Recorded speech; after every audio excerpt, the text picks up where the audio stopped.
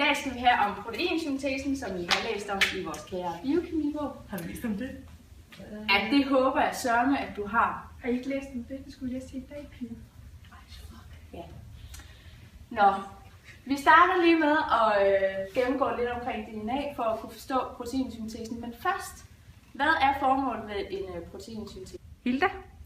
Jamen, altså jeg tror, det må være lidt med skyr, fordi der er rigtig mange proteiner i skyr, og det får jeg til morgenmad, fordi det har min læge sagt. Det Det smager rigtig så sødt. godt. Ja, ikke også? Så det må være et eller andet sådan noget. Hvor dumme er I? Ved I, det handler om at aflæse DNA og bygge proteiner i ribosomerne, der ligger i cytosom.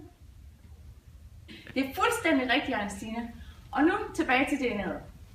DNA'et, det ligger inde i cellens kerne.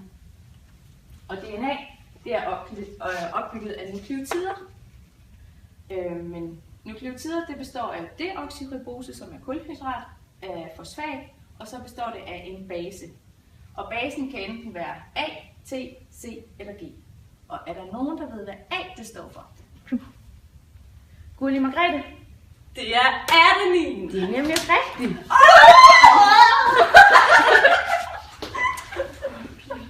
Og hvad med T?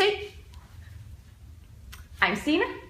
Jamen altså, jeg vil lige sige alle sammen, fordi nu kører jeg mig lige i hovedet. Det er adenin, tymin, cytosin og guanin. Ja, Okay, og tak kan du for så det. også fortælle, hvilke nogle baser, der danner par? Det gør adenin og tymin, og det gør cytosin og guanin. Det er rigtigt, hvad Ejnstine hun siger. I kan se, at DNA'et det ligger i sådan en dobbelthelix. Her de laver en kæde ved at bindes mellem fosfat og deoxyribose. Og her er så baseparten, der danner bindinger. Og de ligger altså i en dobbelthelix. Første fase i proteinsyntesen, det er transkription. Men for at kunne forstå transkription, der skal vi lige have lidt om RNA. Og RNA, det er opbygget på næsten samme måde som DNA. Men den ene nukleotide U, eller T, er skiftet ud med U. Og er der nogen, der ved, hvad U det står for? Nu. Gurli Margrethe? Det er uracil. Det er rigtigt. Er der nogen, der har lyst til at komme op og fortælle om transkription?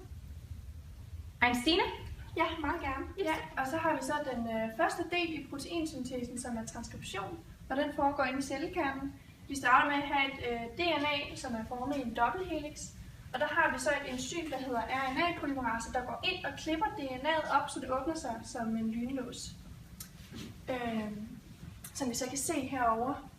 Og så har vi så også et andet enzym, som går ind og finder de rigtige RNA-nukleotider til de her baser, der ligger på den her nye streng her. Og når de så er sat sammen, så har vi så det, der hedder mRNA. Og dets funktion, det er at kopiere genet i DNA'et, som så kan transporteres uden for cellekernen. Det var fuldstændig rigtigt, Ejnstine. Og nu skal vi til anden fase af proteinsyntesen, som hedder translation. Og hvem kunne tænke sig at komme op og forklare den? Ja, Ejnstine, du har været op. Jeg kunne godt tænke mig en af de andre. Hvad med Gurli Margrethe? Altså, jeg kan altså ikke uden Hilda. Jamen, så tager Hilda med. Ej, mener I det? Vi har jo Ja. ikke læst op på det. Jamen, det er din egen skyld, fordi du spiser skyr. Okay, vi prøver. Translation foregår, når mRNA bliver ført ud af cellekernen og ud i cytoplasma. Og her bliver de så ført til ribosomerne, og det er på ribosomerne, at proteiner bliver opbygget. Herude, der har vi så cellemembranen, som I kan se. Og det er her, som DNA'et ligesom henter vores aminosyre. Så har vi her et DNA-molekyle, og det består af 80 nukleotider, den her lange streng, som I kan se. Og her, der sidder aminosyrene. Det vigtige det er så, at vi skal bruge 3 nukleotider, som sidder her i midten af det her kløverblad. Og det er det, vi kalder et antikodon. Og for at vi ligesom kan danne det her protein, så er vi nødt til at tage 3 nukleotider fra mRNA'et også, som kaldes et kodon.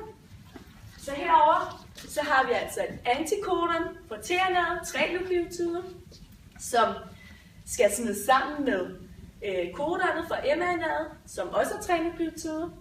Og det er så de her nukleotider, der bestemmer, hvilke aminosyre vi får. Den her proces, Den fortsætter, den kan vi blive ved med og blive ved med og blive ved med, indtil vi har en aminosyrekæde. Og så har vi skyr, eller proteiner, hvad I vil kalde det. Gulli, Margrethe og Hilda, det var fantastisk. Det var så godt. Og nu har vi så gennemgået proteinsyntesen, så nu ved I, hvordan proteiner bliver dannet.